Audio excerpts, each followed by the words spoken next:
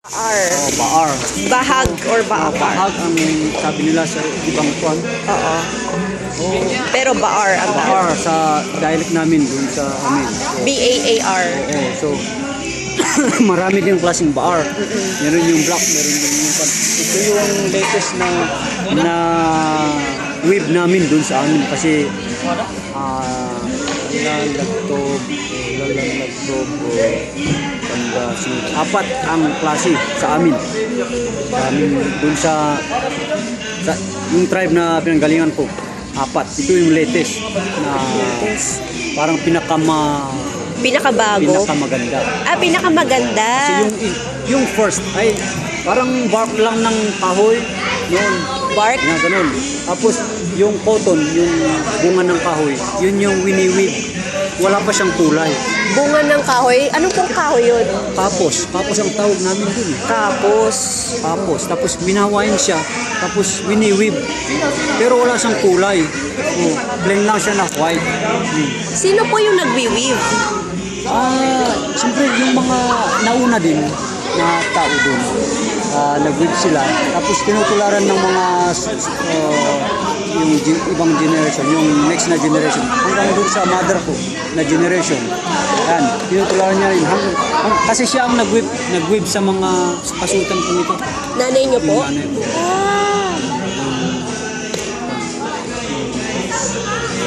Kasi ito northern na pattern yan. Northern na pattern yan. Northern part. Sa southern kami. So, Southern part ng Kalinga. Kalingan. So, ito po yung mga weave ng nanay ko. So, may mga, kung ang ibig sabihin, may mga ibig sabihin yung mga design niyan. Mga design. Ano po ibig sabihin? Kagaya ng kwan. Ito. Oo. Yung borod. Ano po? Ito parang centipede, di ba? Centipede, opo. Mga flower ng kahoy ito. Ano po yung bulaklak? Busog. Yung flower ng kahoy. O star. Kasi ginagamit namin yung star for our guide. Yung sa paggabi.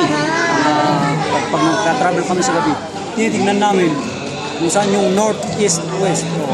Kita namin. Tapos may mga sign. Kapag yung star ay nandyan, yung Big Dipper, sa 2 o'clock or 1 o'clock, ng alas 8 ng gabi, andyan siya sa 2 o'clock or 1 o'clock. Yun yung time na pagkakaingin. Kakainin. Kaingin. Mag-initiate ng kaingin. Yung Sweden farm.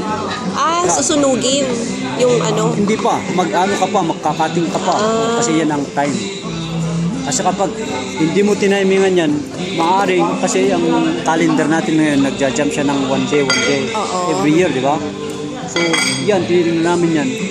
Kaya, kung hindi mo siya sundin, maaaring maapektuhan yung harvest mo. Hindi tumugma dun sa climate ng lugar o kakainin ng mga daga, kainin ng mga yung bagyo, sisirain ng bagyo, so tsaka mga insect. Naka-timing din po sa itatiming yan.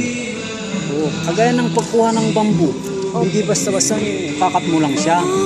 So meron din time. Base sa ano? Buwan. Bituin. Buwan. Pag manipis na ang buwan, para hindi daw kakainin ng bukbuk, yung malilit na sorry.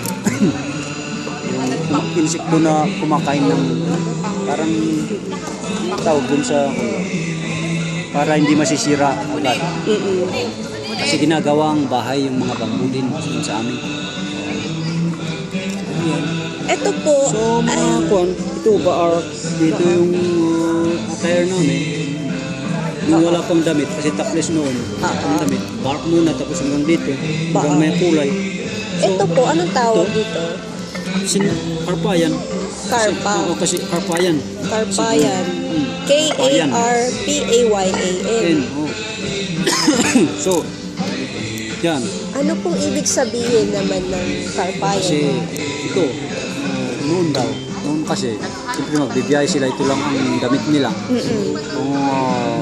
Useful ito kasi, siyempre, kung nasa bangin ka, kasi mostly mga tribal war o may mga pupuntahan silang may mga bangin.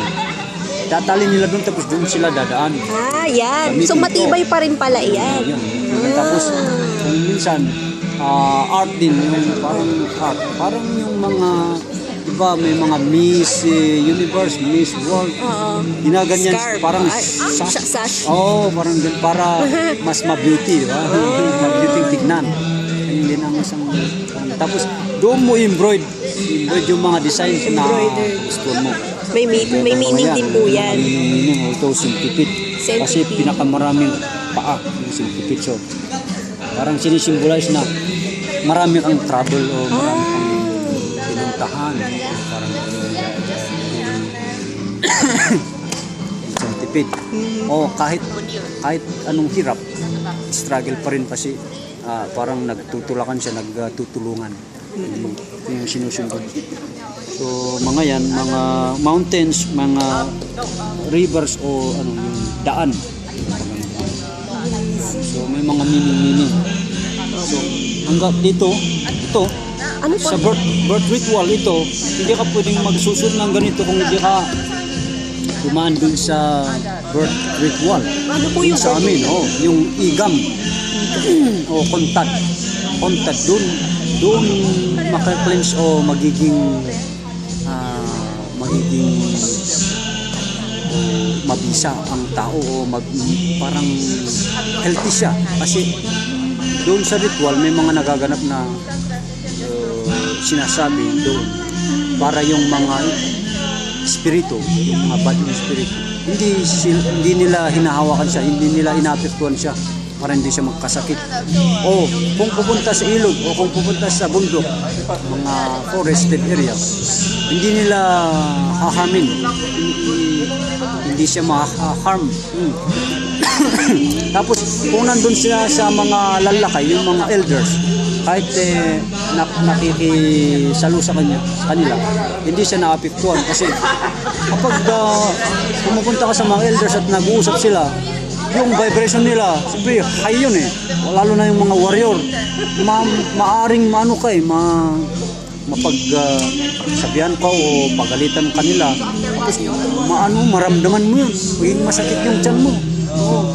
So kapag dumaan ka sa mga ritual na ganito, parang pinapasa yung pagka-warrior nila, pinapasa yung pagka-healthy nila, yan, o yung pagkatao nila. Kaya na-inherit ninyo. Kaya that's the time na pwede kang magsuot ng ganito. Araw-araw po yan? Hindi po. Yung parang kumbaga part ng attire na ito, parang kumbaga sa sundalo, di ba? May mga rangko sila. Hindi sila pwede magsuot ng mga korporantong dito kung hindi sila, wala silang pinagdaanan, di ba? O wala silang na accomplishment. Saan po gawa ito? Ito. Sorry. Itong borfang, yung wild pig.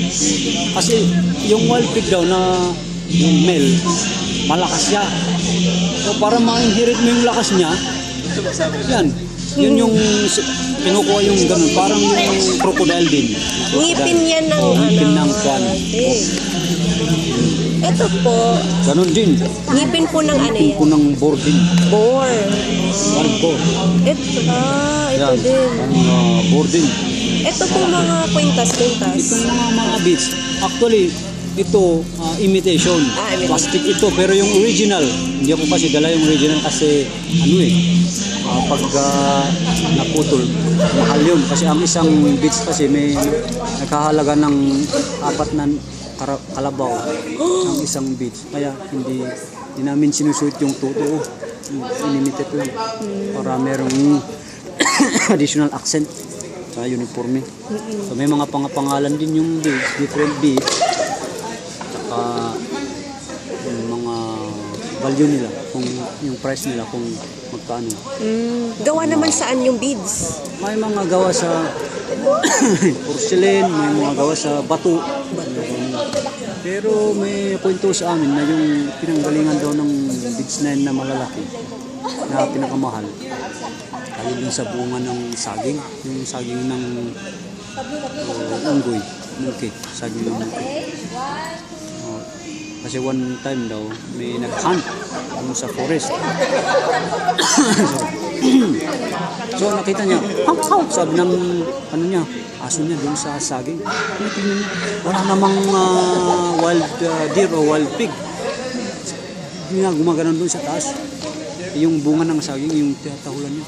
Dahil nagutom siya kasi wala na siyang hinan. Tapos wala siyang pang-ulam. Nakita niya yung saging na nahinog. Yung saging ng monkey. Kinuha niya, nung ginanon niya, beads. Nasa loob. Yun, kinuha niya. Hanggang ngayon nandun pa yung beads na yun. Pero siya nagsasalita yung beads at saka gumagalaw. Pag may naramdaman siya na kalamidad, gagalaw siya para makusin yung mga tao. Yung ganito po, ano pong tawag sa ganito? Itong Apo. apungot. Hapungot. Apungot. Para kung minsan yung ito, i-hold niya. Ilalagay mo doon, yung feather nito. Ganun din. Ano yung symbol po ng feather? Yung feather nito, hindi basta-basta lang na manok. Yung feather ng wild Tandang.